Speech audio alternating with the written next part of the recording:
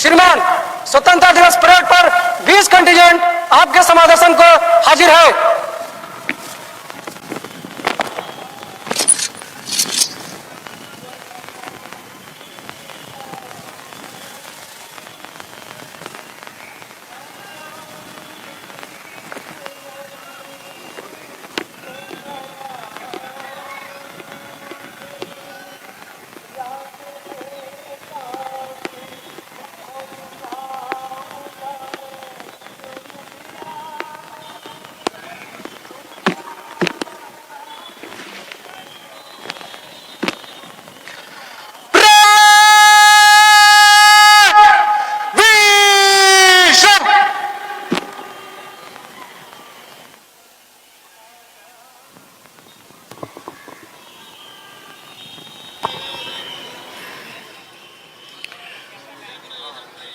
कर्णप्रिय धुन पर मार्च करते हुए परेड में भाग लेने वाली टुकड़ियां मैदान के पश्चिमी छोर से पूर्वी छोर तक पंक्तिबद्ध खड़ी हो गई है। सेकंड इन कमान युवा पुलिस अधिकारी नीतीश चंद्र धारिया ने इन टुकड़ियों का कमान भारतीय पुलिस सेवा के अधिकारी और आज के परेड कमांडर शिवम धाकड़ को सौंप दिया है। विधि व्यवस्था को बनाए रखना और आज़ादी की सुरक्षा इन कर्तव्यों से जुड़ा है इनका दायित्व। आज़ादी की बात जब भी आती है स्वतः स्मरण हो आते हैं क्रांतिकारी वीरों के नाम, उनकी शहादत, उनके कुर्बानियाँ।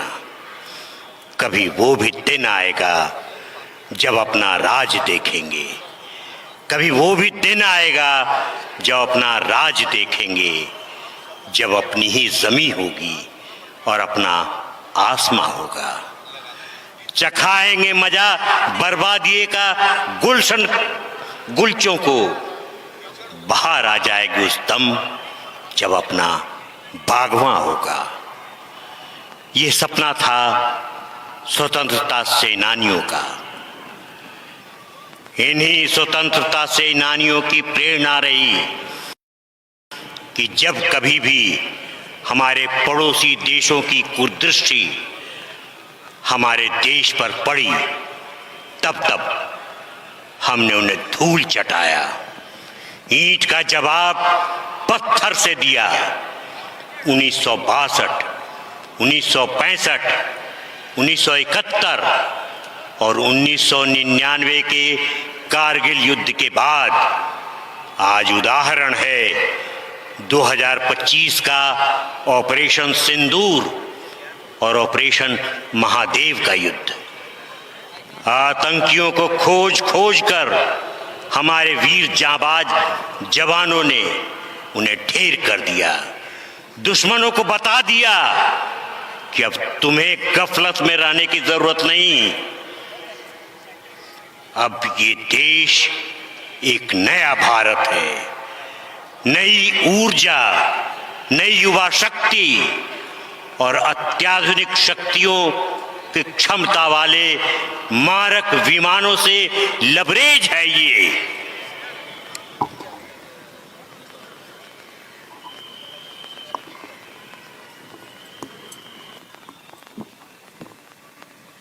आज का दिन हम देश के महानायकों को याद कर रहे हैं, स्मरण कर रहे हैं। हजारों लाखों लोगों की कुर्बानियों के बाद देश को आज़ादी मिली। अनेक वीरों ने अपनी जानें गंवाई। महात्मा गांधी, लाला लाजपत राय, बाल गंगाधर तिलक, भगत सिंह, चंद्रशेखर आजाद, सरदार वल्लभ भाई पटेल, सुभाष चंद्र बोस जैसे क्रांतिकारियों ने अपनी जान की बाजी लगा दी, क्योंकि हमें सिर्फ और सिर्फ स्वतंत्रता चाहिए थी। हम उन वीरों को, बलिदानियों को, शहीदों को याद कर श्रद्धा के फूल निवेदित कर रहे हैं। इस स्वतंत्रता महायज्ञ में कई वीरवर आए काम, नाना धुंध पंथ तातिया, चतुर अजीमुल्ला सरनाम, अहमद शाह मौलवी, ठाकुर कुंवर सिंह सैनिक अभिराम भारत के इतिहास गगन में अमर रहेंगे जिनके नाम।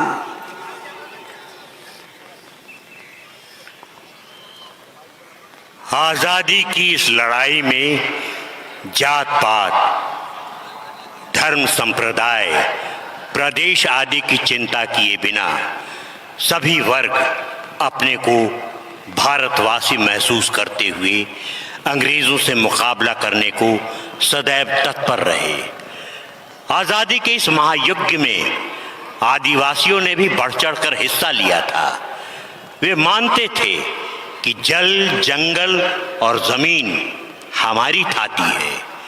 इसकी हिफाजत और शोषण के खिलाफ 1855 में संथालों ने ब्रिटिश हुकूमत को चुनौती देने का बीड़ा उठाया।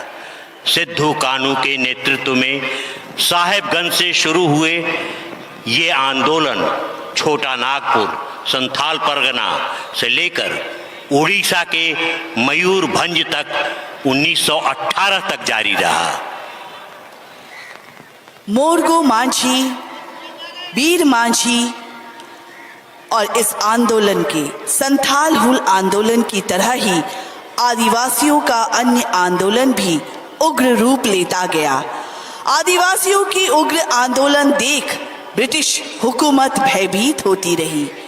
आक्रोशित आदिवासी समूह हजारीबाग जेल में घुस गया, जेल में आग लगा दी। संथाल विद्रोह के अग्रणी नीलांबर, पीतांबर, सिद्धू कानू, चांद भैरव और तिलका मांझी, छोटा नागपुर के बिरसा भगवान की कुर्बानियां चिंगारी बनकर उभरी थी और ज्वाला बनकर छा गई थी। आज जश्न आजादी के पावन अवसर पर उन वीरों का गर्व से हम स्मरण करते हैं। आज आदिवासियों का अधिकांश क्षेत्र बिहार से अलग कर झारखंड प्रदेश के नाम से लोकप्रिय है। इतिहास के पन्नों में ये तहरीर लिखी है, कहते हैं जिसे हिंद शहीदों की जमीन है। और माननीय मुख्यमंत्री महोदय की सवारी गांधी मैदान के पश्चिमी द्वार से प्रवेश कर गई है।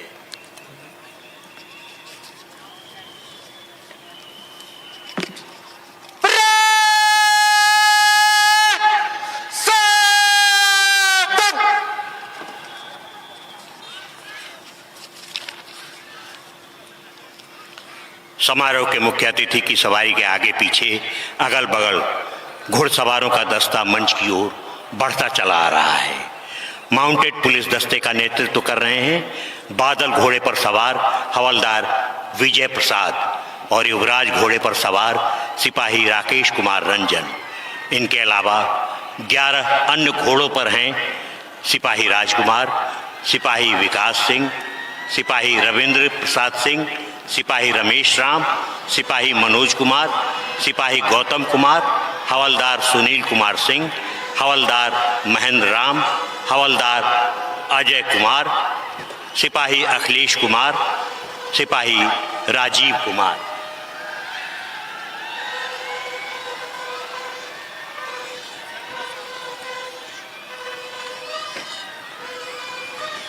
जिन घोड़ों पर ये हमारे सवार हैं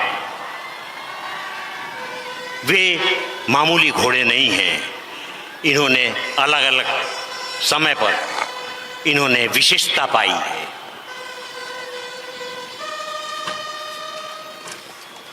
मंच के निकट पायलट में हैं बिहार पुलिस की सिपाही शहजादी नाज और सिपाही शिवानी कुमारी। और आज के समारोह के मुख्य अतिथि माननीय मुख्यमंत्री श्री नीतीश कुमार जी की सवारी मंच के निकट आकर खड़ी हो गई है। उनकी आगवानी के लिए उपस्थित हैं आयुक्त पटना प्रमंडल पटना, पुलिस महानिदेशक बिहार एवं कमांडर बिहार झारखंड सब एरिया दानापुर, जिलाधिकारी पटना के साथ राज्य सरकार के वरीय अधिकारीगण।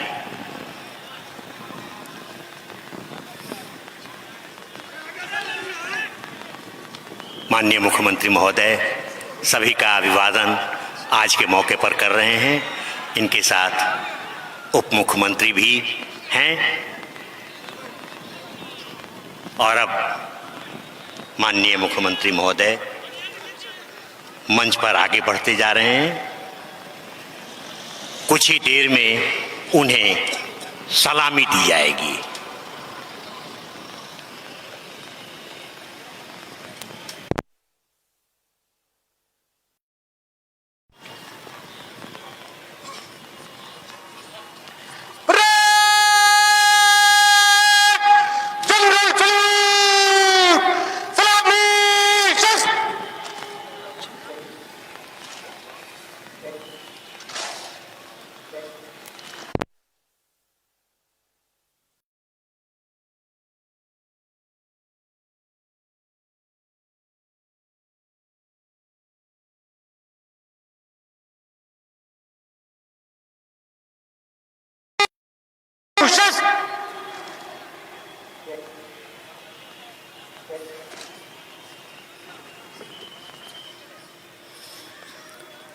आज़ादी के शुभ अवसर पर परेड लेने वाली टुकड़ियों का निरीक्षण हेतु समारोह के मुख्य अतिथि से अनुरोध करने के लिए परेड कमांडर भारतीय पुलिस सेवा के अधिकारी शिवम धाकड़ शक्ति और सुरक्षा का प्रतीक चमचमाते क्रीज को हाथ में उठाए सधे और चुस्त कदमों की चाल से मंच की ओर बढ़ते चले आ रहे हैं। श्रीमान, स्वतंत्रता दिवस परेड में 20 कंटिंजेंट परेड पर आपके निरीक्षण के लिए हाजिर है।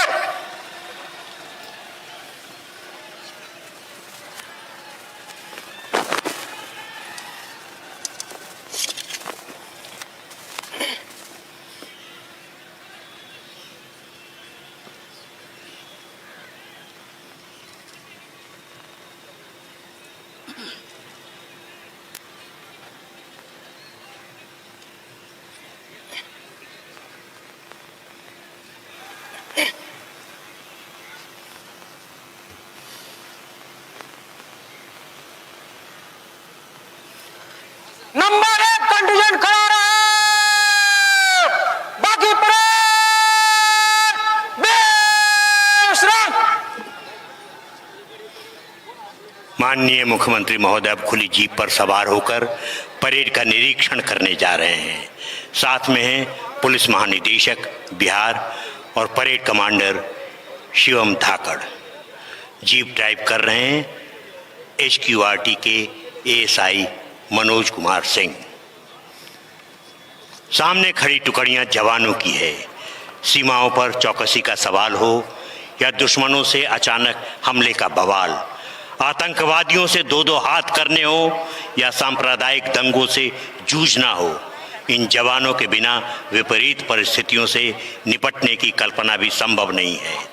अपने परिवार से दूर रहकर ये जवान कभी बर्फीली चोटियों पर, कभी झुलसा देने वाले रेगिस्तानों में, कभी दलदली बंजर इलाकों में, तो कभी अंदरूनी हिस्सों में सांप्रदायिकता, आतंकवाद, प्राकृतिक आपदा के समय अपना कर्तव्य निभाते रहते हैं। जय जवानों की जय हिंद बोली ये ऐसी वैसी बोली नहीं है। जय जवानों की जय हिंद बोली ये ऐसी वैसी बोली नहीं है। बादलों की गरज और तड़प है ये, कायरों की ये टोली नहीं है।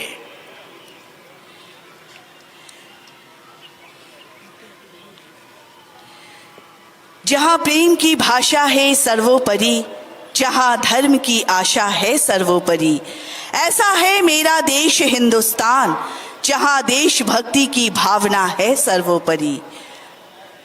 बात ये हवाओं को बताए रखना, बात ये हवाओं को बताए रखना, मेरा हिंदुस्तान रोशन होगा, दिए तुम जलाए रखना। रखा है जिसको महफूज अपना लहू बहाकर, दिल में सदा उस तिरंगे को बसाए रखना। माननीय मुख्यमंत्री महोदय की सवारी परेड निरीक्षण करने के लिए आगे बढ़ते हुए CRPF company commander inspector Ashok Kumar, platoon SI Ashu Anand, ASI Rahul Kumar दूसरी टुकड़ी है सीआईएसएफ की company commander inspector V K Yadav, platoon SI Manmohan Kumar, ASI S K Thakur. ITBP तीसरी टुकड़ी company commander inspector Govind Naskar, platoon SI Lalan Manjhi, ASI Prabhat Singh. SSB company commander inspector Arvind Kumar Yadav, platoon SI Sahil Mehta, SI Dharm Singh. STF की टुकड़ी है company commander Amarjeet Kumar Bhardwaj, Pal, platoon SI Neeraj Kumar Rai, SI Kamlesh Kumar Verma. Sikkim police company commander SI Aseem Rai, platoon ASI Devi Prasad Karki, ASI Harakka Shiva. BSAP-1 Gorkha company commander inspector Dast Bahadur Ale, platoon SI Shiv Kumar, SI Suraj Thapa. BSAP-19 company commander inspector Hariom Singh, platoon SI Ajay Kumar Singh, SI Ramakant Upadhyay. जिला बल पुरुष company commander साजिन रमेश कुमार, साजिन जितेंद्र कुमार, साजिन राजू राम। पटना यातायात कंपनी कमांडर एसआई स्वाति सुमन, platoon SI Deepti कुमारी, SI Anjali कुमारी। Jail police महिला company commander सहायक अधीक्षक ज्योति कुमारी, प्लाटून रिया कुमारी, रेशम कुमारी। मद्य निषेध उत्पाद विभाग कंपनी कमांडर इंस्पेक्टर सकल Dev Kumar Tate, ASI Rana Vikas Kumar, ASI Dhirendra Kumar Singh. Home guard पुरुष company commander inspector Sanjay Ram, platoon SI Anoop Kumar, SI Mohammad Moinuddin. Home guard महिला company commander inspector Alka Kumari, platoon SI Neelam Kumari, SI Vashishtha Kumar Vidyarthi. NCC army boys company commander SEO Shubham Pandey, platoon SEO Asit Kumar Singh, SEO Sachin Kumar. NCC army girls company commander SEO Khushi Kumari, platoon UO Sandhya Kumari, cadet Divyani Kumari. NCC air force company commander C SEO Mukesh Mandal, platoon CW Aishwarya Raj, CW Nandini Singh.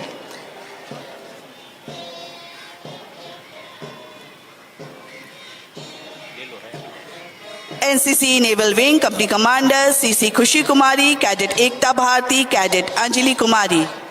Scout and guide company commander Drishti Narayan, platoon Shweta कुमारी एवं सुषमा कुमारी। स्वान दस्ता company commander प्रनी Vishnu Shankar Prasad, platoon हवलदार भरत राम। अग्निशाम hydraulic संचालक Deepak Kumar, Deepak Shah, Abhishek Kumar. Water bouncer संचालक उपेंद्र कुमार, विजय पासवान, शुभम कुमार शर्मा, हवलदार Akashdeep. Band BRC brass band हवलदार गौस मोहम्मद मियाँ, बीआरसी पाइप सूबेदार major Rajkumar, SSB pipe band ASI Nanak Chand एवं होमगार्ड हवलदार अर्जुन राम। जीप ड्राइव कर रहे हैं HQRT के एएसआई मनोज कुमार।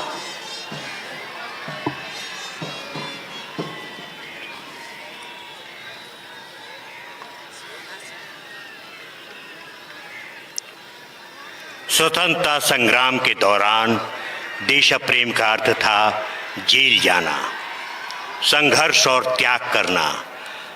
आज के संदर्भ में देशभक्ति का अर्थ केवल यही हो सकता है कि कड़ी मेहनत, ईमानदारी से काम करना और मिलकर काम करना।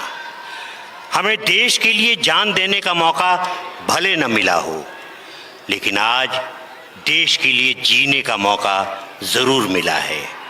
ऐसा काम करने का अवसर जो हमारा नियमित काम ही हो, किंतु अच्छी भावना के साथ किया गया हो, यही देशभक्ति होगी।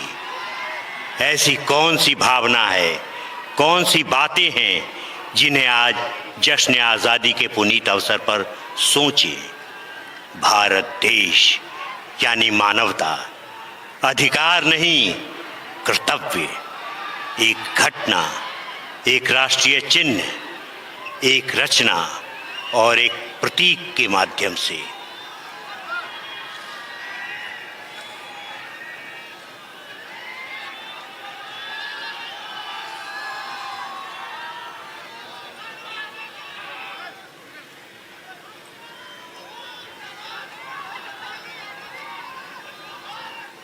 देश ने क्या दिया और क्या किया, ये सोचने के बजाय देश को हमने क्या दिया और देश के लिए हमने क्या किया के बारे में गहन सोच और चिंतन हो, यही हमारा राष्ट्रीय धर्म है। आज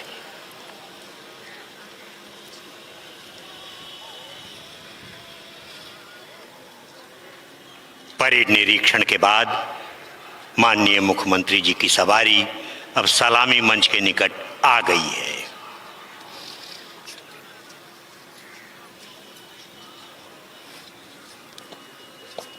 माननीय मुख्यमंत्री के चेहरे पर प्रसन्नता के भाव हैं। उन्हें नाज है परेड में भाग लेने वाले सैनिकों की चुस्ती पर।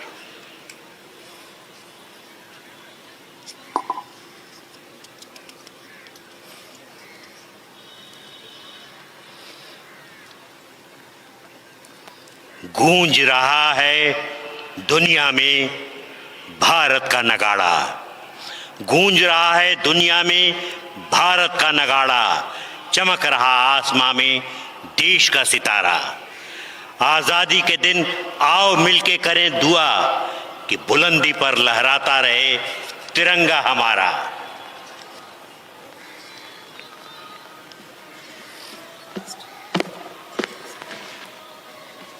अब कुछ ही देर में झंडोत्तोलन किया जाएगा।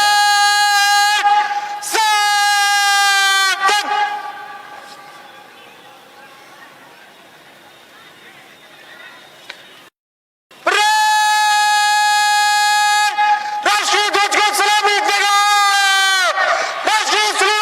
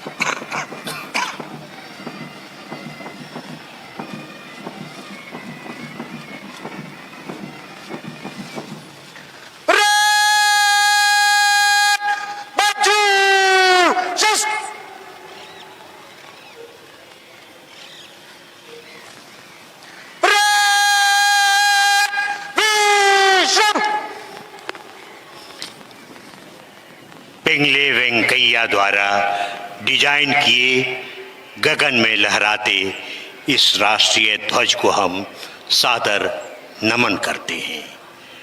अब माननीय मुख्यमंत्री महोदय श्री नीतीश कुमार जी बिहार की जनता को संबोधित करेंगे।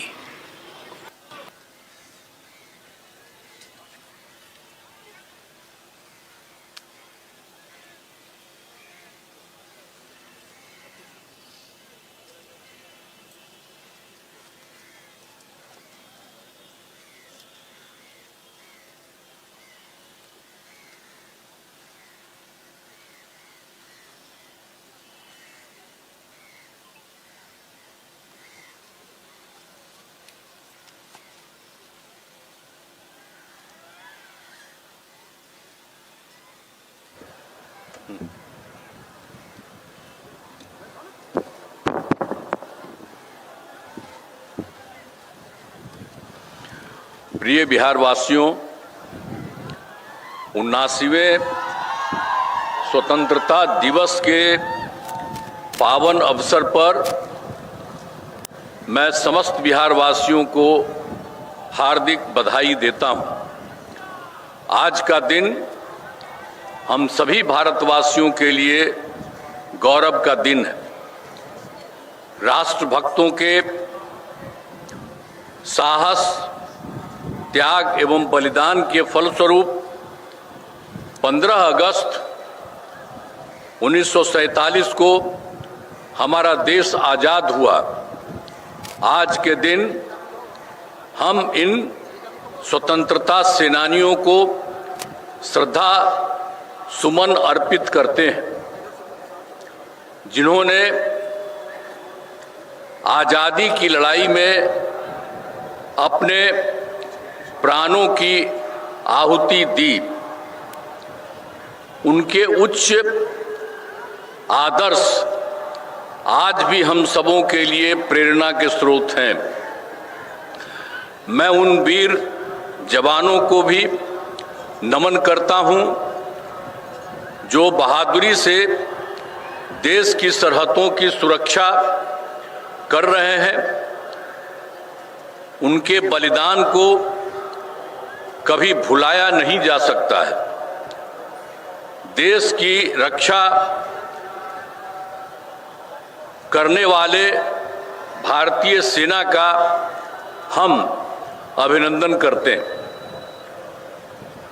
इतिहास इस बात का गवाह है कि बिहार ने स्वतंत्रता आंदोलन में अग्रणी भूमिका निभाई। बिहार के लोगों ने हमेशा राष्ट्र निर्माण में बढ़ चढ़कर हिस्सा लिया है और देश के लोकतंत्र को मजबूती प्रदान की है।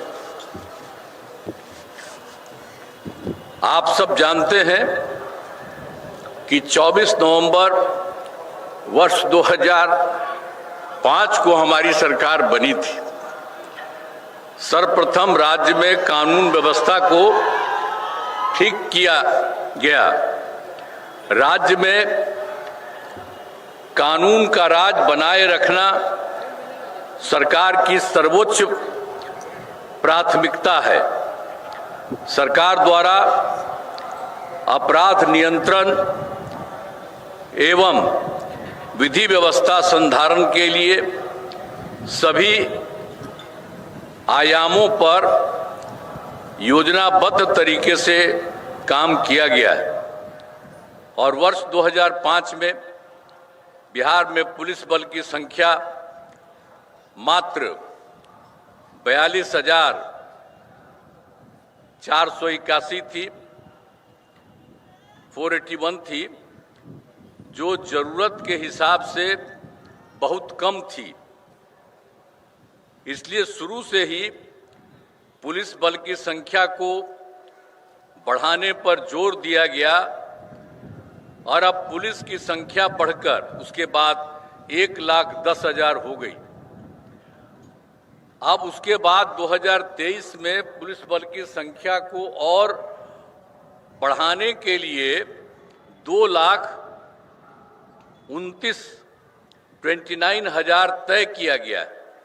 अब उसके लिए काम शुरू हो गया है और जो काम शुरू हो गया है तब पुलिस बल की संख्या 1,31,000 हो गई है और नियुक्ति तेजी से जारी है। हमने ये कहा कि बहुत तेजी से इस काम को करिए और यही काम जो किया था कि अब पहले तो 1,10,000 हुआ था और उसी के बारे में तय किया कि इसको और बढ़ाएंगे या 2,29,000 तय किया जाएगा। तो अभी एक ही राउंड हुआ है, लेकिन उसके बाद हमने सब लोगों को कहा है कि इसको और तेजी से करिए ताकि उतनी संख्या जो कह रहे हैं हम लोग 2,29,000 वो जल्दी हो जाए।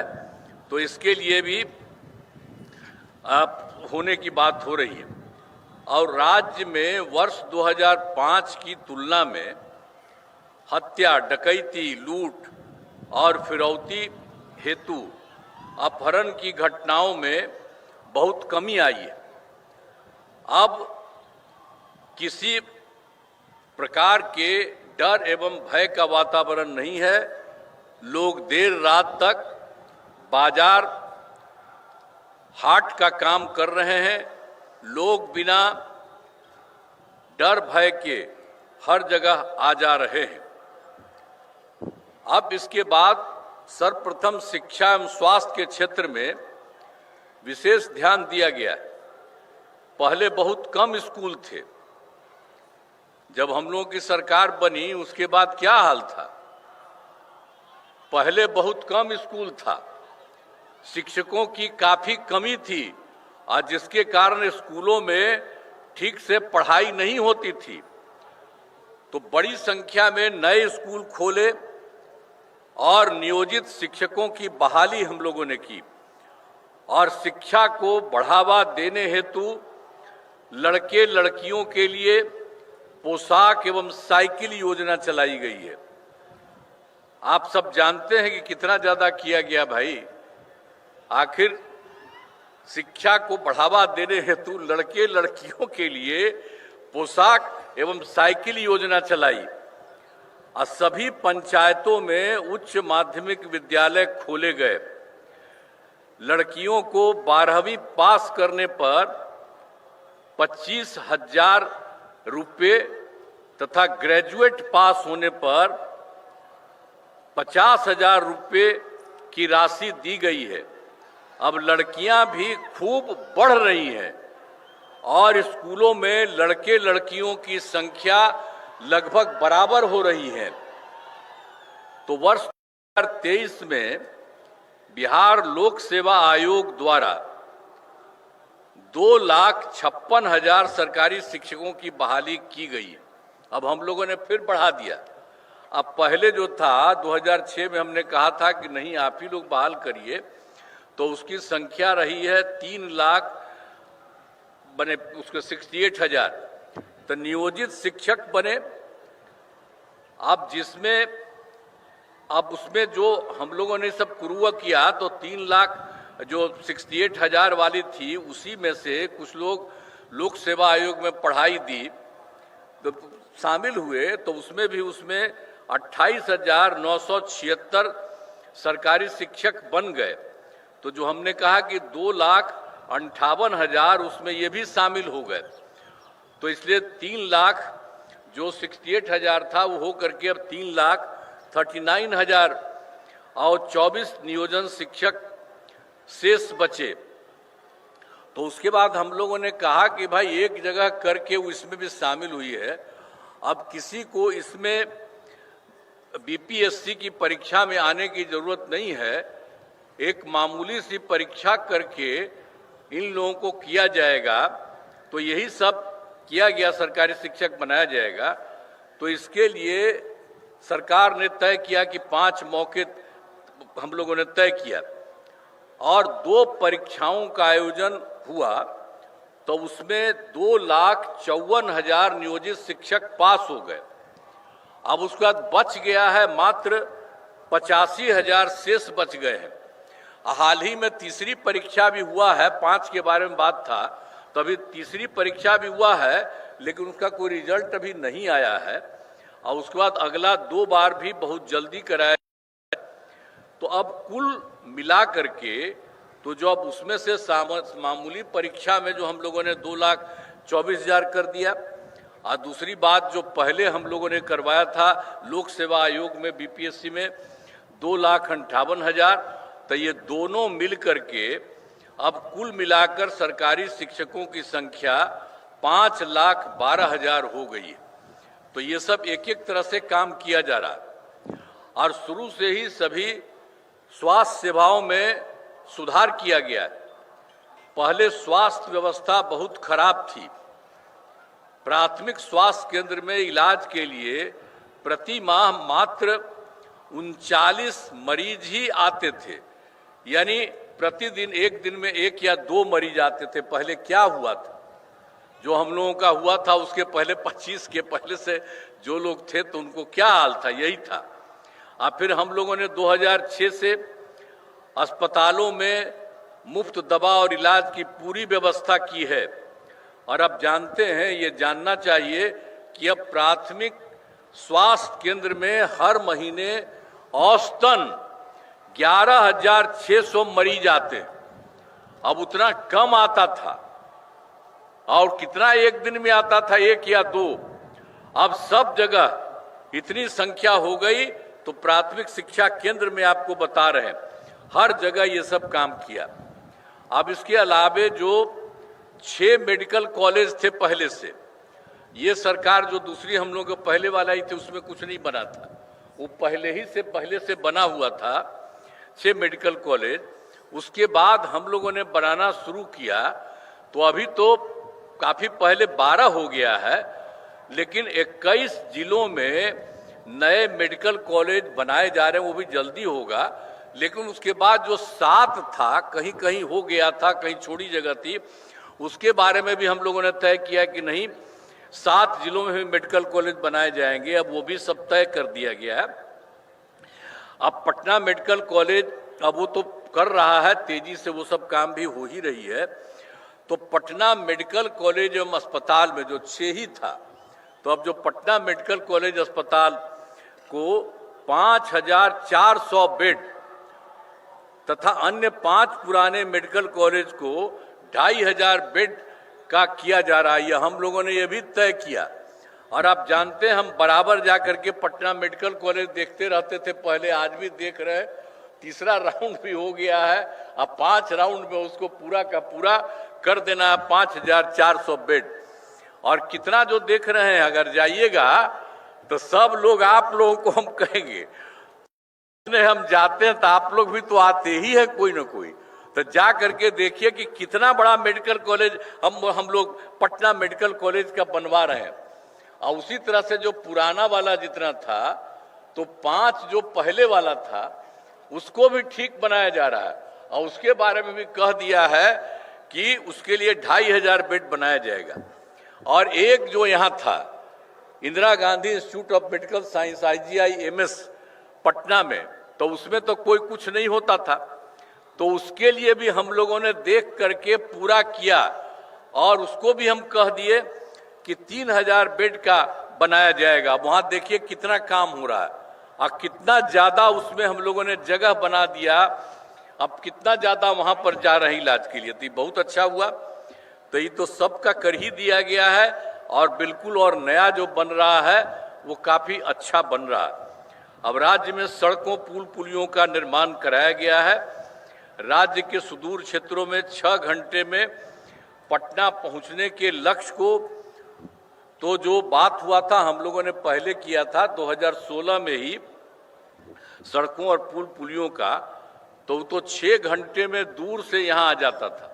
लेकिन उसके बाद फिर हम लोगों ने और कराया इसको करने का, तो अब सबसे दूर से पटना आने में अब हो गया है 5 घंटा। तो इसके लिए हम लोग और करवा रहे हैं कि इसी तरह से और अच्छे ढंग से सब जगह से हो।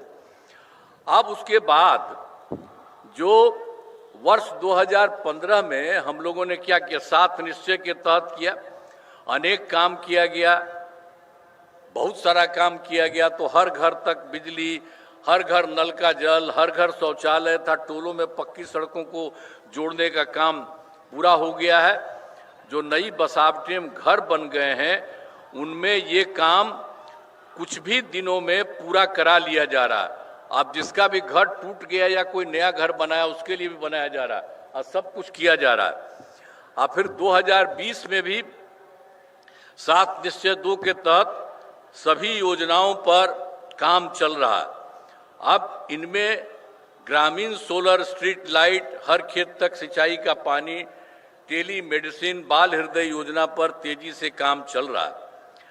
अब उसके बाद हम लोगों के सरकार द्वारा युवाओं को सरकारी नौकरी एवं रोजगार उपलब्ध कराया गया।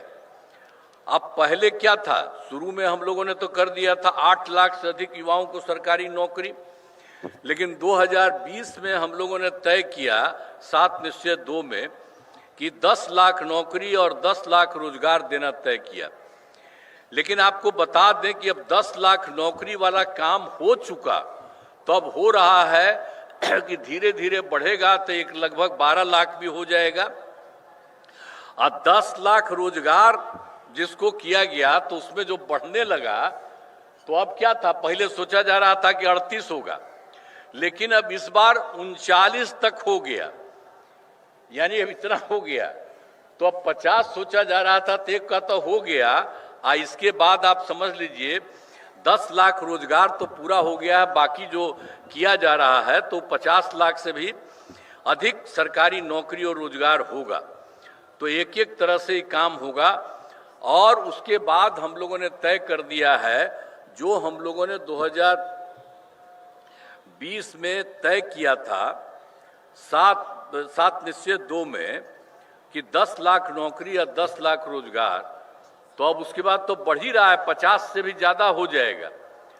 तो ये 10-10-20 ही न था किया था, अब उसके बाद इतना हो रहा है। अब उसके बाद हम लोगों ने तय किया है कि इसके अगले 5 वर्षों में, इसके बाद जो होगा तो उसके अगले 5 वर्षों में 1 करोड़ युवाओं को नौकरी और रोजगार देना तय किया जाएगा। ये भी तय कर लिया गया कि उस सबको भी इतना किया जाएगा, इतना बढ़ाया जा रहा है। अब पहला समष्टीकरण पर जोर दिया गया। अब आप तो जानते ही हैं कि इसके लिए हम लोगों ने क्या किया। सबसे पहले तो 2006 में ही पंचायती राज संस्थाओं का, और फिर 2007 में नगर निकायों में किया। और उसमें हम लोगों ने क्या किया था कि 50% आरक्षण में शुरुआत की गई महिलाओं के लिए। तो आप समझ लीजिए कि हम लोग 6-7 में ही महिलाओं के लिए इतना पंचायती राज संस्था और नगर निकाय कर दिया। तो ये जो शुरू किया, तब तो 4 चुनाव हो चुका है, तब इतनी बात है, सब जगह हो रहा है। और वर्ष 2023 में हम लोगों ने पुलिस में महिलाओं के लिए 35% आरक्षण दिया। अब बिहार पुलिस में महिलाओं की संख्या इतनी हो गई है कि अब देश में सबसे अधिक है, दूसरे किसी राज्य में इतना ज्यादा नहीं है, इतना बिहार में भी हो गया। और वर्ष 2016 में महिलाओं को जो 16 में किया था सरकारी नौकरी 35% आरक्षण का काम, वो भी करवा दिया। हम पहले भी कहते रहे आप लोगों को। तो पहले बिहार में स्वयं सहायता समूह की संख्या भी बहुत कम थी। एक तो हम लोग जो कर दिया पंचायत और नगर निकाय में, तो वो तो कर ही दिया, तो उसके लिए तो चल ही रहा। अब 10 बार चुनाव भी 10 हो चुका है, तो एक एक तरह से कितना ज़्यादा बढ़ रहा है। अब बाद में जो आपके बारे में बता दिए कि 13 में भी 35% महिलाओं का कर दिया पुलिस में, और 26 में महिलाओं को सरकारी नौकरी में भी कर दिया गया। अब उसके अलावे जो स्वयं सहायता समूह था, अरे वो तो देश भर में था, हम लोग कहीं भी जाते थे देखते थे। अब यहाँ पर आए तो देखे हम 6 में, अब उसमें देखे कि यहाँ पर कम है, तब हम लोगों ने 6 में ही विश्व बैंक से कर्ज लेकर राज्य में स्वयं सहायता समूह का गठन किया और उनका नाम हमने जीविका दिया। तो अब स्वयं सहायता समूह की संख्या लगभग 11 लाख हो गई है, आज जिसमें जीविका दीदियों की संख्या 1,40,00,000 हो गई। अब इसका शहरी क्षेत्र में नहीं था, तो हम लोगों ने 2024 में शहरी क्षेत्रों में भी स्वयं सहायता समूह का गठन हम लोगों ने कहा कि ये उसको शुरू करा दिया। तो उसको शुरू करा दिया है, तो अभी तो तेजी से हो रहा है। तो अभी तो इसकी संख्या हो गई है स्वयं सहायता समूह की 37,000, लेकिन जो लगभग है जीविका दीदियों की संख्या 3,65,000 हो गई है। लेकिन ये जो गठन है वो बहुत लगातार जारी चल रही है और ज़्यादा खूब होगा। तो पहले कितना हिंदू मुस्लिम झगड़ा होता था, पहले तो हिंदू मुस्लिम खूब झगड़ा था, तो हम लोगों ने सबको 6 से ही कब्रिस्तान की घेराबंदी शुरू की। अब बड़े पैमाने पर कब्रिस्तानों की घेराबंदी की जा चुकी है। अब कोई झगड़ा झंझट नहीं है, यह भी हम लोगों ने किया। और उसके अलावे एक बार और भी है, 2016 में 60 वर्ष के पुराने हिंदू मंदिरों का, उसमें भी इधर उधर कुछ गड़बड़ कोई कर देता था, तो उसको रोकने के लिए भी हम लोगों ने घेराबंदी की जा रही है। इससे चोरी आदि की घटनाएं नहीं होती और सरकार ने शुरू से ही सभी तबकों का विकास किया है, चाहे हिंदू हो, मुस्लिम हो, अपर कास्ट हो, पिछड़ा हो, अति पिछड़ा हो, दलित हो, महादलित हो, सभी के लिए हम लोगों ने काम किया। और दूसरी बात जो हमने मुस्लिम के बारे में कहा, एक बार और मुस्लिम समुदाय के लिए भी हमने काफी काम किया। मदरसों को सरकारी मान्यता दी गई है एवं उनके शिक्षकों को सरकारी शिक्षकों के बराबर वेतन दिया जा रहा है, उन लोगों के लिए भी सरकार पैसा देती है। फिर उसके बाद 2023 में जाति आधारित गणना कराई, तो आप सब लोग जानते हैं, जिसमें लोगों की आर्थिक स्थिति की भी जानकारी ली गई। तो उसी में हम लोगों ने कहा कि भाई जो जाति आधारित गणना है तो वो निकला 94 लाख गरीब परिवार पाए गए, जिसमें अपर कास्ट, पिछड़ा, अति पिछड़ा, दलित, महादलित, मुस्लिम सब थे। तो इसके लिए हम लोगों ने तय किया कि रोजगार हेतु 2 लाख रुपए की दर से सहायता देना शुरू किया और इसके लिए सहायता हम लोगों ने तय कर दिया कि 5 वर्ष में इसको पूरा करेंगे। लेकिन अब हम लोगों ने तय किया कि नहीं, सब 5 साल का कोई जरूरत नहीं है। अब इन सभी परिवारों को एक साथ सहायता दी जाएगी, इसके लिए उच्च स्तरीय समिति बनाई गई है। अब ये भी हम लोग जल्दी से जल्दी उनको कराने के लिए भी कर रहे हैं। जो 94 लाख इतने सब परिवार के लोगों की स्थिति, बहुत गरीब परिवार थे, उनकी गरीबी को समाप्त करने के लिए ये काम भी किया जा रहा है। अब बिहार का विकास तेजी से हो रहा है, आगे भी इसी प्रकार होता रहेगा। अब वर्ष 2024 के दिसंबर एवं 25 के जनवरी फरवरी माह में मैंने प्रगति यात्रा के दौरान सभी जिलों में जाकर, अभी तो हम लोग जो किए थे 2024 में दिसंबर में या 25 में जनवरी फरवरी में, प्रगति यात्रा के दौरान सभी जिलों में जा करके विकास कार्यों को देखा और जो कमी रही उसे पूरा करने के लिए कुल मिला करके सब जगह मिल गया है 430 नई योजनाओं की स्वीकृति हुई। अब उसके लिए काम हम लोग सबके लिए शुरू, हर जगह के लिए, हर जिले में, हर जगह के लिए भी सब काम किया जा रहा है।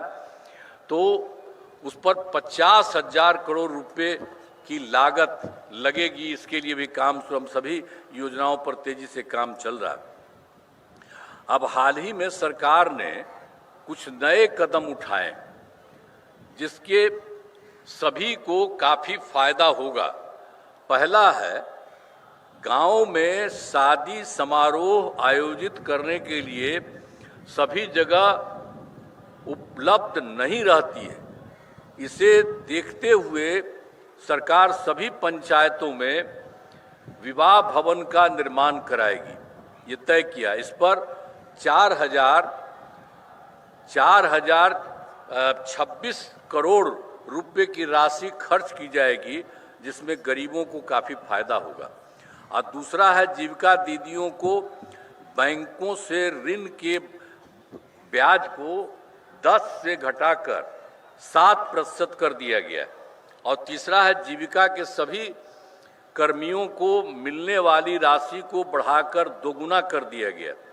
और चौथा है, अब प्रमंडल स्तर तक, अब प्रखंड स्तर तक दीदी की रसोई का संचालन किया जाएगा। इसमें मिलने वाले खाने की कीमत 40 रुपये से घटा करके 20 रुपये कर दिया गया। और पांचवा है, पंचायत के सभी प्रतिनिधियों को मिलने वाली राशि को बढ़ाकर 1.5 गुना किया गया। और छठा है, सभी वृद्धजनों, दिव्यांगजनों और विधवा महिलाओं को मिलने वाली पेंशन की राशि 400 रुपया रहा है और उसको बढ़ा करके 1100 कर दिया गया। इससे बड़ी संख्या में लोगों को फायदा होगा। और एक चीज अभी और हाल ही में हम लोगों ने कर दिया है कि आप जानते ही हैं कि 2018 में हर घर बिजली पहुंचा दी गई, सब जगह कर दिया गया था।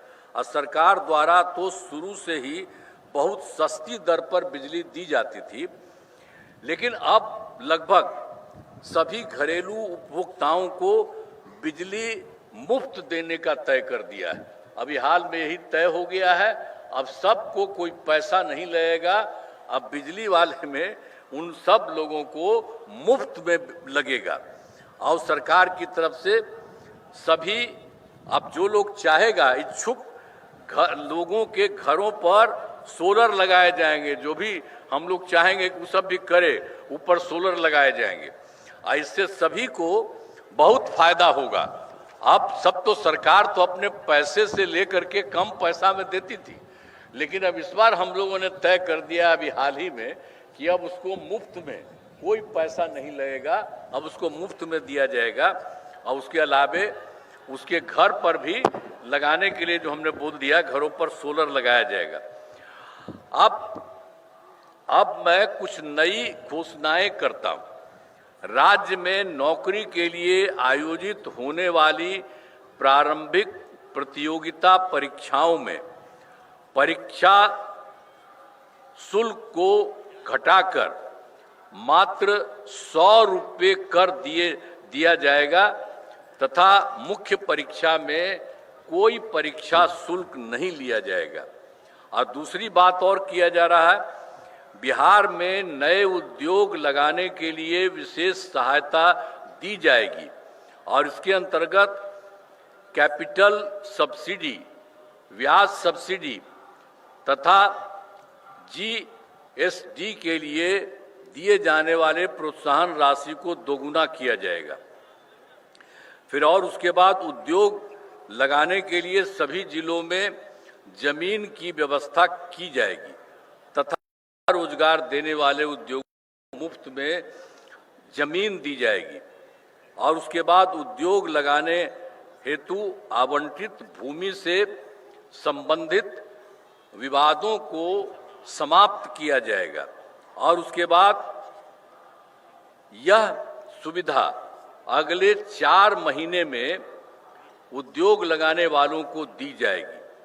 और उसका तीसरे नंबर पर भी काम राज्य के 7 जिलों क्रमशः किशनगंज, कटिहार, रोहतास, शिवहर, लखीसराय, शेखपुरा, अरवल में नए मेडिकल कॉलेज अस्पताल, पहले तो हम बता रहे थे कि 7 के लिए भी हम लोग बचा हुआ उसके लिए करेंगे, तो उसके बारे में फिर बता दे रहे हैं आपको कि 7 जिलों में किशनगंज, कटिहार, रोहतास, शिवहर, लखीसराय, शेखपुरा और अरवल में नए मेडिकल कॉलेज में अस्पताल खोले जाएंगे। और फिर चौथा है, बिहार से बाहर रहने वाले लोगों को दिवाली, छठ, होली के मौक़ों पर दिल्ली, गुरुग्राम, चंडीगढ़ आदि शहरों से अपने घर आने के लिए राज्य सरकार द्वारा बड़ी संख्या में बसें चलाई जाएंगी ताकि उन्हें कोई असुविधा न हो। साथ में पर्याप्त संस्था में विशेष ट्रेन चलाने के लिए केंद्र सरकार से अनुरोध किया जाएगा। अब इसके बाद एक और है कि जानते ही हैं 2005 में, वर्ष 2005 में बिहार का बजट लगातार बढ़ रहा है और 2005-06 में नई सरकार बनने के बाद राज्य का बजट क्या था उस समय?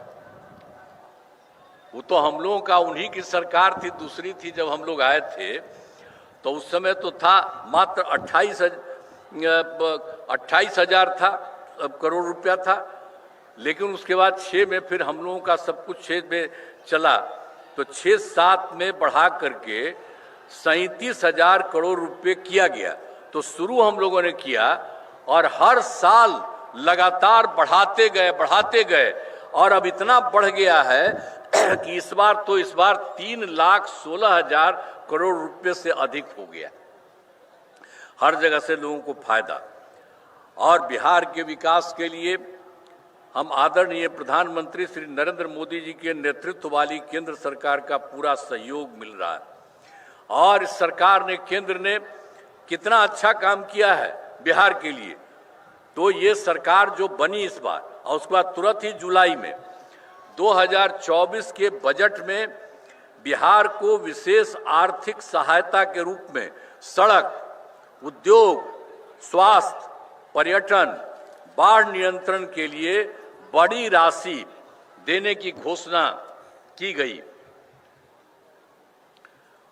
और उसके बाद फरवरी 2025 के बजट में बिहार में मखाना बोर्ड की स्थापना, ग्रीनफील्ड एयरपोर्ट की स्थापना, पश्चिमी कोसी नहर के लिए वित्तीय सहायता और राष्ट्रीय स्तर के खाद्य प्रसंस्करण संस्थान की स्थापना एवं पटना IIT के विस्तार की घोषणा की गई।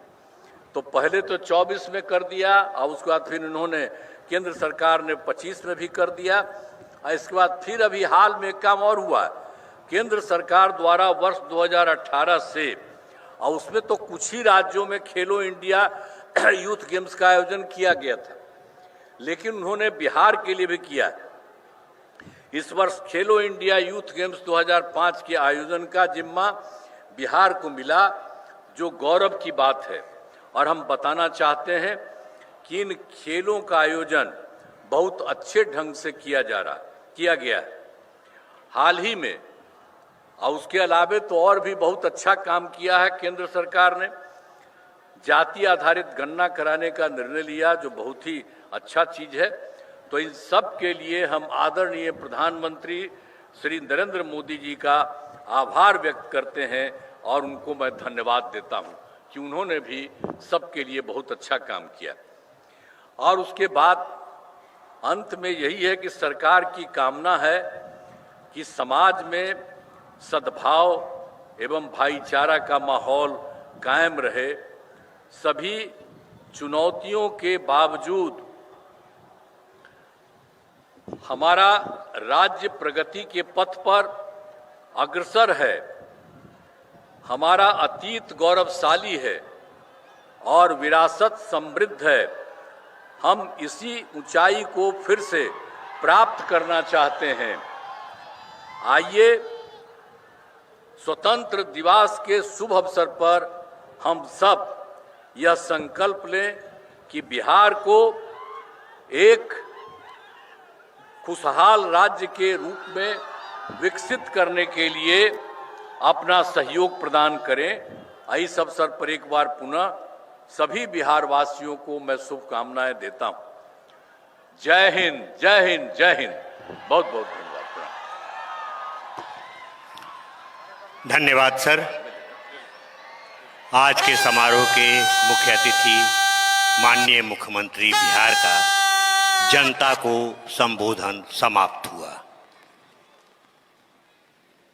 अब परेड कमांडर, भारतीय पुलिस सेवा के अधिकारी शिवम धाकड़ आज के समारोह के मुख्य अतिथि से परेड विसर्जन की अनुमति प्राप्त करने के लिए हाथ में चमचमाते क्रीज को उठाए सधे और चुस्त कदमों की चाल से सलामी मंच की ओर आ गए हैं और पहुंच गए हैं। श्रीमान, स्वतंत्रता दिवस परेड संपन्न हुआ। परेड को विसर्जन करने की अनुमति चाहता हूं।